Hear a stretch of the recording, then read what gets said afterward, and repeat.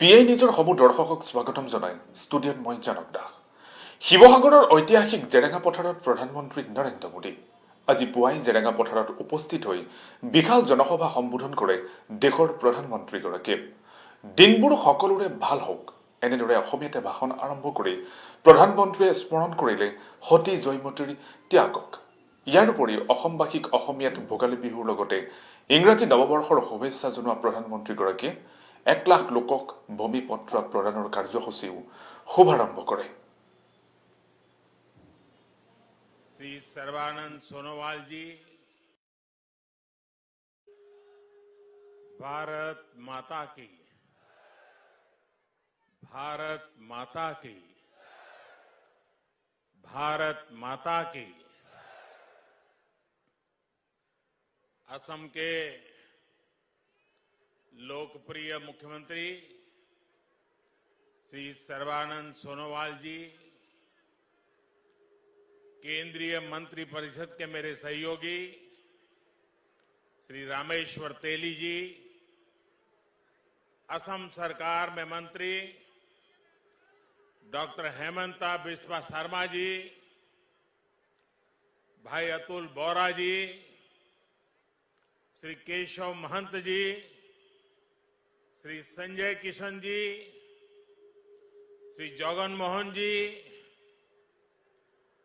House fade के chairman Shri Rajindra Kumar Das ji, अन्य सभी सांसदगण, विधायकगण और असम के मेरे प्यारे भाइयों और बहनों,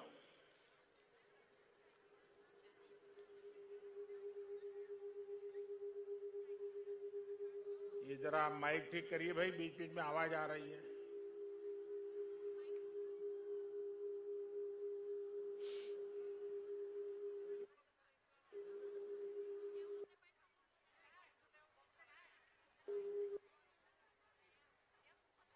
মই অসম বাসীক ইংৰাজী নৱবৰ্ষ আৰু ভোগালী বিহুৰ আন্তৰিক শুভেচ্ছা জনাইছে।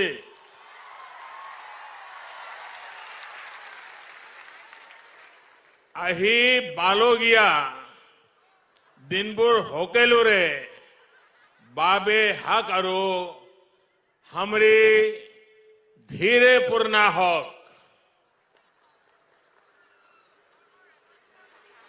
साथियों, असम के लोगों का ये आशीर्वाद, आपकी ये आत्मीयता मेरे लिए बहुत बड़ा सौभाग्य है।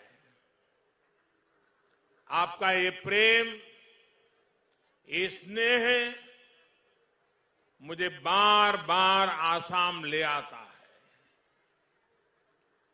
बीते वर्षों में अनेकों बार मुझे असम के अलग अलग हिस्सों में आने का, असम के भाई बहनों से बातचीत करने और विकास के कामों से जुड़ने का अवसर मिला है।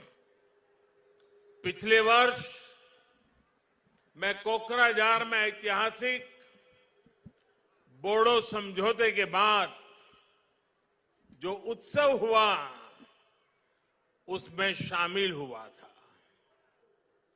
अब इस बार असम के मूल निवासियों के स्वाभिमान और सुरक्षा से जुड़े इतने बड़े आयोजन में मैं आपकी खुशियों में शामिल होने आया हूं।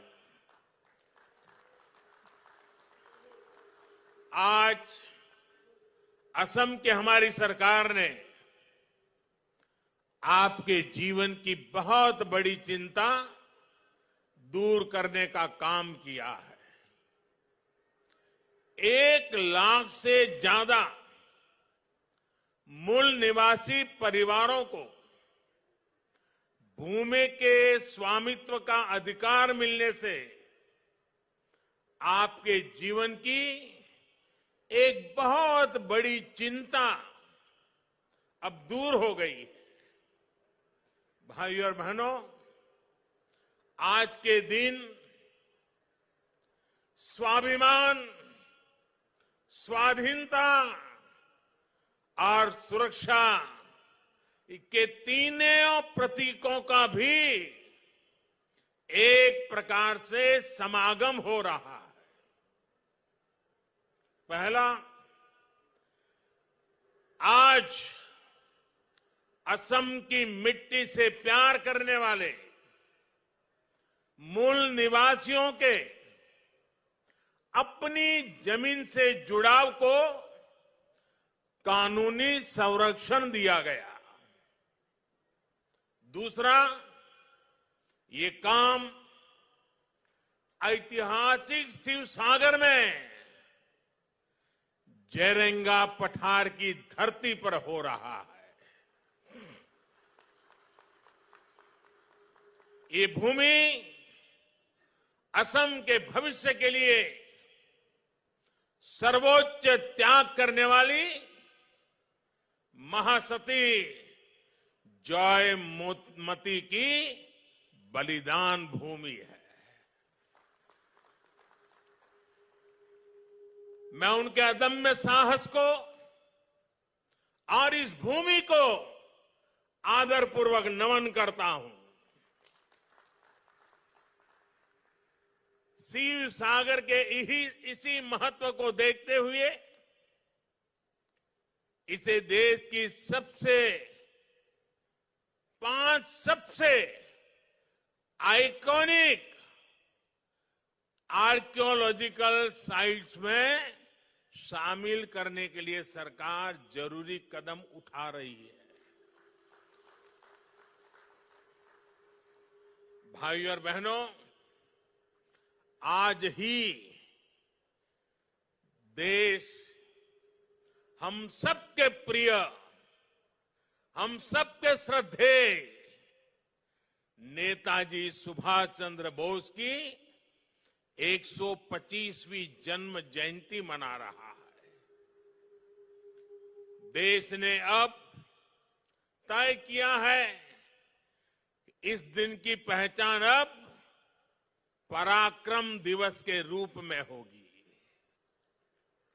मां भारती के स्वाभिमान और स्वतंत्रता के लिए नेताजी का स्मरण आज भी हमें प्रेरणा देता है। आज पराक्रम दिवस पर पूरे देश में अनेक कार्यक्रम भी शुरू हो रहे हैं। इसलिए एक तरह से आज का दिन उम्मीदों के पूरा होने के साथ ही हमारे राष्ट्रीय संकल्पों की सिद्धि के लिए प्रेरणा लेने का भी अवसर है। साथियों, हम सभी एक ऐसी संस्कृति के ध्वजवाहक हैं जहां हमारी धरती, हमारी जमीन सिर्फ घास, मिट्टी, पत्थर के रूप में नहीं देखी जाती। धरती हमारे लिए माता का रूप है। असम की महान संतान भारत रत्न भूपेन हजारिका ने कहा था, ओ मोर धरित्री आई, ओ मोर धरित्री आई, चोरो नोटे डीबा थाई, खोतियो कोर निस्तार नाई, माटी बीने ओहो हाई। यानी है धरती माता, मुझे अपने चरणों में जगह दीजिए। आपके बिना खेती करने वाला क्या करेगा?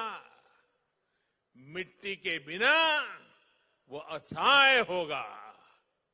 साथियों, ये दुखद है कि आजादी के इतने वर्षों बाद भी असम में लाखों ऐसे परिवार रहे जिन्हें किसी न किसी वजह से अपनी जमीन पर कानूनी अधिकार नहीं मिल पाया। इस वजह से विशेष तौर पर आदिवासी क्षेत्रों की एक बहुत बड़ी आबादी भूमिहीन रह गई। उनकी आजीविका पर लगातार संकट बना रहा। असम में जब हमारी सरकार बनी तो उस समय भी यहां करीब करीब 6 लाख मूल निवासी परिवार ऐसे थे जिनके पास जमीन के कानूनी कागज नहीं थे।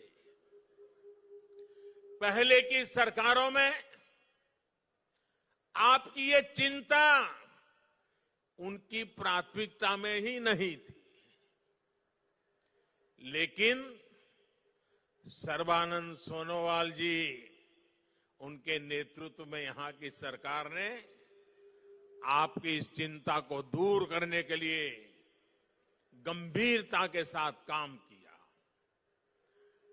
आज असम के मूल निवासियों की भाषा और संस्कृति की संरक्षण के साथ साथ भूमि से जुड़े उनके अधिकारों को सुरक्षित करने पर भी विशेष जोर दिया जा रहा है। 2019 में जो नई लैंड पॉलिसी बनाई गई है वो यहां की सरकार की प्रतिबद्धता को दिखाता है। इन्हीं प्रयासों का परिणाम है कि बीते सालों में 2.25 लाख से ज्यादा मूल निवासी परिवारों को भूमि के पट्टे सौंपे जा चुके हैं। अब इसमें 1 लाख से ज्यादा परिवार और जुड़ जाएंगे। लक्ष्य ये है कि असम के ऐसे हर परिवार को जमीन पर कानूनी हक जल्द से जल्द मिल सके। भाइयों और बहनों, जमीन का पट्टा मिलने से मूल निवासियों की लंबी मांग तो पूरी हुई है, इससे लाखों लोगों का जीवन स्तर बेहतर होने का रास्ता भी बना है। अब इनको केंद्र और राज्य सरकार की दूसरी अनेक योजनाओं का लाभ मिलना भी सुनिश्चित हुआ है, जिनसे हमारे ये साथी वंचित थे। अब ये साथी भी असम के उन लाखों किसान परिवारों में शामिल हो जाएंगे जिनको पीएम किसान सम्मान निधि के तहत हजारों रुपयों की मदद सीधी बैंक खाते में भेजी जा रही है। अब इनको भी किसान क्रेडिट कार्ड, फसल बीमा योजना और किसानों के लिए लागू दूसरी योजनाओं का लाभ मिल सकेगा। इतना ही नहीं, वो अपने व्यापार कारोबार के लिए इस जमीन पर बैंकों से ऋण आसानी से ले पाएंगे। भाइयों और बहनों, असम की लगभग 70 छोटी बड़ी जनजातियों को सामाजिक संरक्षण देते हुए उनका तेज विकास हमारी सरकार की प्रतिबद्धता रही है। अटल जी की सरकार हो या फिर बीते कुछ सालों से केंद्र और राज्य में एनडीए की सरकार, असम की संस्कृति, स्वाभिमान और सुरक्षा हमारी प्राथमिकता रही है। असमिया भाषा और साहित्य को प्रोत्साहन देने के लिए भी अनेक कदम उठाए गए हैं। इसी तरह हर समुदाय के महान व्यक्तित्वों को सम्मान देने का काम बीते सालों में असम की धरती पर हुआ है। श्रीमंत शंकरदेव जी का दर्शन, उनकी शिक्षा असम के साथ साथ संपूर्ण देश, पूरी मानवता के लिए बहुत अनमोल संपत्ति है। ऐसी धरोहर को बचाने और उसका प्रचार प्रसार करने के लिए कोशिश हो, ये हर सरकार की जिम्मेदारी होनी चाहिए थी। लेकिन बाटाद्रवा सत्र सहित दूसरे सत्रों के साथ क्या बर्ताव किया गया, ये असम के लोगों से छिपा नहीं है। बीते 4.5 सालों में असम सरकार ने आस्था और अध्यात्म के इन स्थानों को भव्य बनाने के लिए, कला से जुड़ी ऐतिहासिक वस्तुओं को संजोने के लिए अनेक प्रयास किए हैं। इसी तरह असम और भारत के गौरव काजीरंगा नेशनल पार्क को भी अतिक्रमण से मुक्त करने और पार्क को और बेहतर बनाने के लिए भी तेजी से कदम उठाए जा रहे हैं।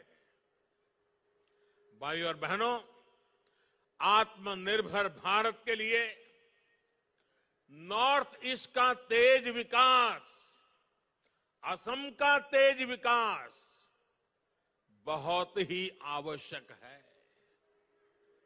आत्मनिर्भर असम का रास्ता असम के लोगों के आत्मविश्वास से होकर गुजरता है, और आत्मविश्वास तभी बढ़ता है जब घर परिवार में भी सुविधाएं मिलती है और राज्य के अंदर इंफ्रास्ट्रक्चर भी सुधरता है।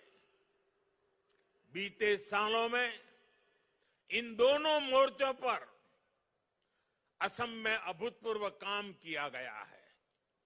असम में लगभग 1.25 करोड़ गरीबों के जनधन बैंक खाते खोले गए। इन्हीं खातों के कारण कोरोना के समय में भी असम की हजारों बहनों और लाखों किसानों के बैंक खाते में सीधी मदद भेजना संभव हो पाया है। आज असम की लगभग 40% आबादी आयुष्मान भारत की लाभार्थी है, जिसमें से लगभग 1.5 लाख साथियों को मुफ्त इलाज भी मिल चुका है। बीते 6 साल में असम में टॉयलेट्स की कवरेज 38% से बढ़कर 100% हो चुकी है। 5 साल पहले तक असम के 50% से भी कम घरों तक बिजली पहुंची थी, जो अब लगभग 100% तक पहुंच चुकी है। जल जीवन मिशन के तहत बीते 1.5 साल में असम में 2.5 लाख से ज्यादा घरों में पानी का कनेक्शन दिया है। केंद्र और राज्य सरकार का डबल इंजन 3-4 वर्षों में असम के हर घर तक पाइप से जल पहुंचाने के लिए काम कर रहा है। भाइयों और बहनों, ये जितनी भी सुविधाएं हैं, इनका लाभ सबसे ज्यादा हमारी बहनों बेटियों को ही होता है। असम की बहनों बेटियों को बहुत बड़ा लाभ उज्ज्वला योजना से भी हुआ है। आज असम की करीब 35 लाख गरीब बहनों की रसोई में उज्ज्वला का गैस कनेक्शन है। इसमें भी लगभग 4 लाख परिवार एससी और एसटी वर्ग के हैं। 2014 में जब हमारी सरकार केंद्र में बनी तब असम में एलपीजी कवरेज सिर्फ 40% ही थी। अब उज्ज्वला की वजह से असम में एलपीजी कवरेज बढ़कर करीब करीब 99% हो गया है, 99% हो गया है। असम के दूर दराज वाले इलाकों में गैस पहुंचने में दिक्कत न हो, इसके लिए सरकार ने डिस्ट्रीब्यूटर्स की संख्या को भी काफी बढ़ाया है। 2014 में असम में 330 एलपीजी गैस डिस्ट्रीब्यूटर थे। अब आज इनकी संख्या 575 से भी ज्यादा हो गई है। हमने देखा है कि कैसे उज्ज्वला ने कोरोना के समय में भी लोगों की मदद की है। इस दौरान असम में 50 लाख से ज्यादा मुफ्त गैस सिलेंडर उज्ज्वला के लाभार्थियों को दिए गए हैं। यानी उज्ज्वला योजना से असम की बहनों का जीवन भी आसान हुआ है और इसके लिए जो सैकड़ों नए डिस्ट्रीब्यूशन सेंटर बने हैं उससे अनेक युवाओं को रोजगार भी मिल रहा है। साथियों, सबका साथ, सबका विकास, सबका विश्वास, इस मंत्र पर चल रही हमारी सरकार असम के हर हिस्से में हर वर्ग को तेजी से विकास का लाभ पहुंचाने में जुटी है। पहले की नीतियों के कारण चाय जनजाति की क्या स्थिति हो गई थी, ये मुझसे ज्यादा आप लोग जानते हैं। अब चाय जनजाति को घर और शौचालय जैसी मूल सुविधाओं से जोड़ा जा रहा है। चाय जनजाति के अनेक परिवारों को भी जमीन का कानूनी अधिकार मिला है। चाहे जनजाति के बच्चों की शिक्षा, स्वास्थ्य और रोजगार की सुविधाओं पर ध्यान दिया जा रहा है। पहली बार उनको बैंक की सुविधाओं से जोड़ा गया है।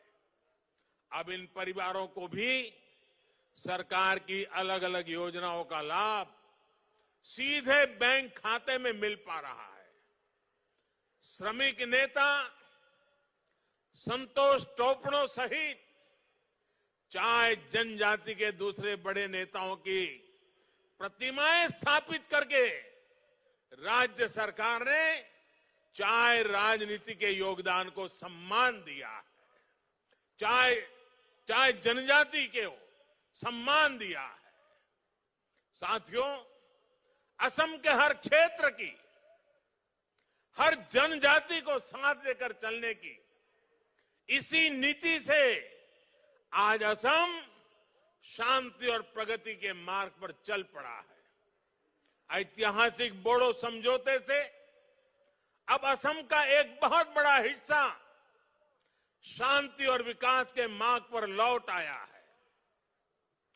समझौते के बाद हाल में बोडोलैंड टेरिटोरियल काउंसिल के पहले चुनाव हुए, प्रतिनिधि चुने गए। मुझे विश्वास है कि अब बोडो टेरिटोरियल काउंसिल विकास और विश्वास के नए प्रतिमान स्थापित करेगी। भाइयों और बहनों, आज हमारी सरकार असम की जरूरतों की पहचान करके हर जरूरी प्रोजेक्ट पर तेजी से काम कर रही है। बीते 6 सालों से असम सहित पूरे नॉर्थ ईस्ट की कनेक्टिविटी और दूसरे इंफ्रास्ट्रक्चर का अभूतपूर्व विस्तार भी हो रहा है, आधुनिक भी हो रहा है।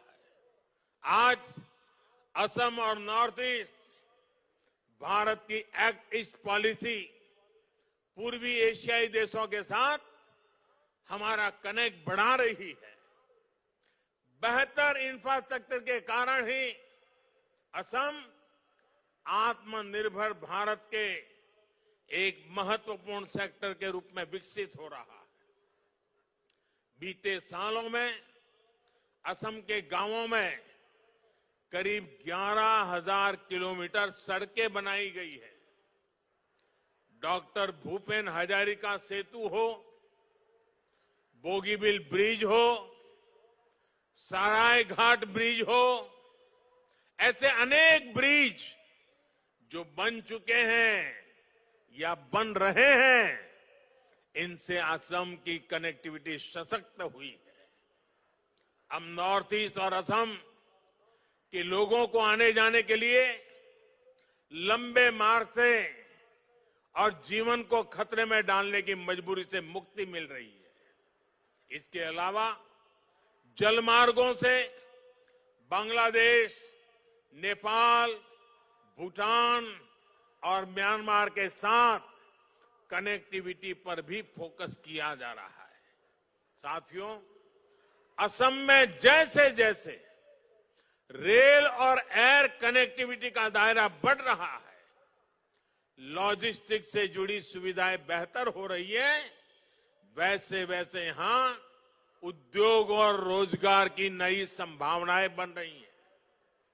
लोकप्रिय गोपीनाथ बोरदोलोई इंटरनेशनल एयरपोर्ट में आधुनिक टर्मिनल और कस्टम क्लियरेंस सेंटर का निर्माण हो, कोकराझार में रूपसी एयरपोर्ट का आधुनिकीकरण हो, बोंगई गांव में मल्टी मॉडल लॉजिस्टिक हब का निर्माण हो, ऐसी सुविधाओं से ही असम में औद्योगिक विकास को नया बल मिलने वाला है। भाइयों और बहनों, आज जब देश गैस बेस्ड इकोनॉमी की तरफ तेजी से आगे बढ़ रहा है, तो असम भी इस अभियान का एक अहम साझीदार है। असम में तेल और गैस से जुड़े इंफ्रास्ट्रक्चर पर बीते वर्षों में 40,000 करोड़ रुपए से अधिक का निवेश किया गया है। गुवाहाटी बरौनी गैस पाइपलाइन से नॉर्थ ईस्ट और पूर्वी भारत की गैस कनेक्टिविटी मजबूत होने वाली है और असम में रोजगार के नए अवसर बनने वाले हैं। नुमालीगढ़ रिफाइनरी का विस्तारीकरण करने के साथ साथ वहां अब बायो रिफाइनरी की सुविधा भी जोड़ी गई है। इससे तेल और गैस के साथ साथ असम इथेनॉल जैसा बायोफ्यूल बनाने वाला देश का मुख्य राज्य बनने वाला है। भाइयों और बहनों, असम जब स्वास्थ्य और शिक्षा के हब के रूप में भी विकसित हो रहा है, एम्स और इंडियन एग्रीकल्चर रिसर्च इंस्टीट्यूट जैसे संस्थान बनने से असम के युवाओं को आधुनिक शिक्षा के नए अवसर मिलने वाले हैं। जिस तरह से असम ने कोरोना महामारी को हैंडल किया है, वो भी प्रशंसनीय है। मैं असम की जनता के साथ ही सोनोवाल जी, हेमंता जी और उनकी टीम को विशेष रूप से बधाई देता हूं। मुझे विश्वास है कि असम अब टीकाकरण के अभियान को भी सफलता के साथ आगे बढ़ाएगा। मेरा असम वासियों से भी आग्रह है कि कोरोना टीकाकरण के लिए जिसकी बारी आए वो टीके जरूर लगवाएं और ये भी याद रखें कि टीके की एक डोज नहीं, दो डोज लगनी जरूरी है। साथियों, पूरी दुनिया में भारत में बने टीके की डिमांड हो रही है।